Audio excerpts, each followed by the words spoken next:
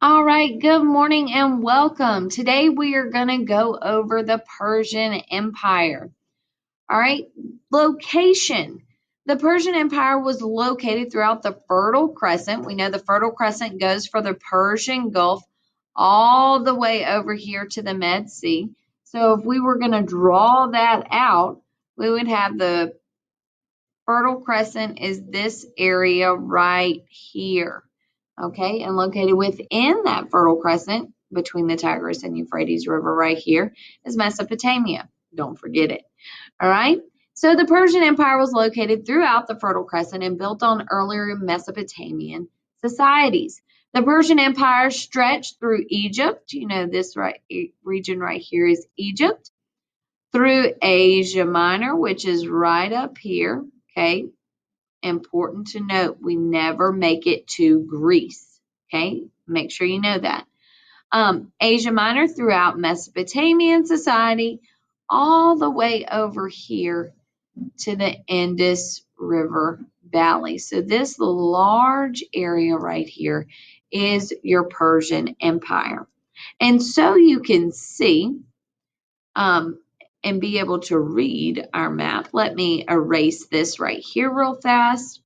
And then we will talk about the expansion of this empire. Okay, so if you see here in light purple, that is where Cyrus expanded the Persian Empire to. Okay, if you notice here with the dark pink, kind of purple, all right, that is who his son Cambyses added to the Persian Empire. And then finally, we have Darius added the dark purple regions to the Persian Empire. Okay, this is an amazing video about the Persian Empire. Okay, we're going to take a look at this.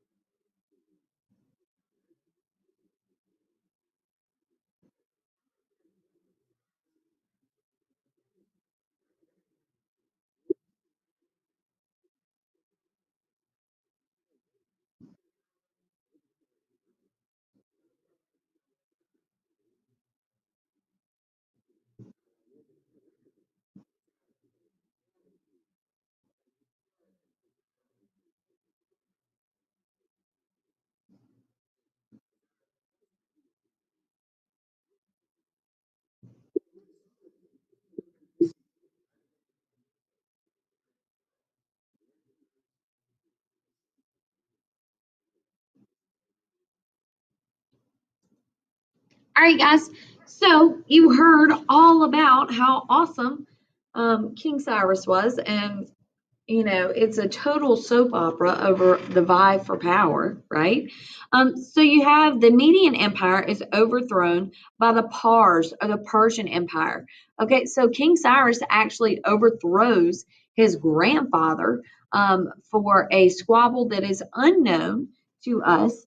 Um, but he takes over the Median dynasty, and then he goes after that and takes over the Lydian dynasty, and then he goes after the Neo-Babylonian Empire. So really mass expansion of this Pars or Persian Empire. All right, but King Cyrus does something that no other civilization has done. Um, he and other leaders after him are going to adopt this method of rule to where when he takes over an area, he is nice. He is tolerant to the people that he conquers. When he conquered the Babylonian Empire, the Jews that were being held in Babylonian captivity, he actually released them. He said, go back to Jerusalem. He helps them rebuild Jerusalem. He helps them rebuild the Temple of Solomon, which becomes the second great temple. And so he's actually known as a Shiach amongst the Jews, or a Messiah to them. So that's pretty big. Um, He's also, under him, the Persians adopt a policy of adaptation and reconciliation toward the new subjects within their territories. The Persians are going to respect local traditions and even adopt religious traditions of their new subjects for themselves in some cases. So Cyrus was a successful military commander. He also recognized the need to leave regions that he conquered in good economic order so they could be profitable to him. To achieve this, Cyrus left local rulers in place after conquering a region. He allowed the local populations to continue practicing their preferred religious traditions. These policies ensured that conquered regions continued to function economically, and it reduced the chance that they would rebel against him. In ancient Mesopotamia, a common strategy was to relocate the conquered populations in order to break up their political and cultural unity and make them less dangerous to rule and power. But Cyrus said, no, no, no. That's the exact opposite of what we want to do. Because the more we cause pain and hurt, the more likely people are to rebel. If their lives good and they can profit us, then you know what? Let's keep them there. Then you have the Persians developed an imperial bureaucracy, which you sometimes hear as satraps, okay? And then the places that are created by these satraps or governors, and the territory they're over is called satrapies, right? So the empire is going to be broken into, I like to call them provinces. So districts, if you will. So here you have one, here you have one, here you have one. Okay, so the empire is broken into 20 provinces, and each province has a governor that implements laws, so make sure the people follow the laws and collect taxes and report that back to the emperor or the king, okay, and give those funds over to the king.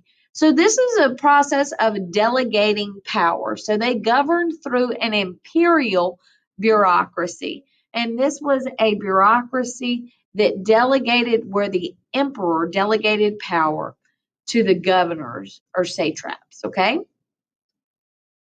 Also, we have the royal road. The royal road that begins at Sardis over here in Asia Minor and goes all the way to Susa over here near the Tigris River, okay? The Persians built a 1,600-mile road system that connected the empire. They developed a courier or mail system. All right, so this is the communication network that's going to allow the empire to move smoothly or run smoothly. Along this royal road were numerous rest stations where couriers or mail carriers or message deliverers could obtain fresh horses and supplies. This is the breakdown of the Royal Highway at its height. So you can see that it goes all the way over here in Asia Minor to the margins of India or the Indus River. Okay. Um, Persian religion. They developed a monotheistic religion through the prophet of Zoroaster. Remember from that video we just watched, King Cyrus is the one who really put the push on spreading this monotheistic faith. Zarathustra is the one, or Zoroaster, um, is the prophet of this religion. All right. He had a series of poems called Gathas, which are within the central document for the faith, the Avesta. And we're going to watch one of these videos on what do Zoroastrians believe, or what is Zoroastrianism. Oh, and it's so hard to pick. We're going to go with this one.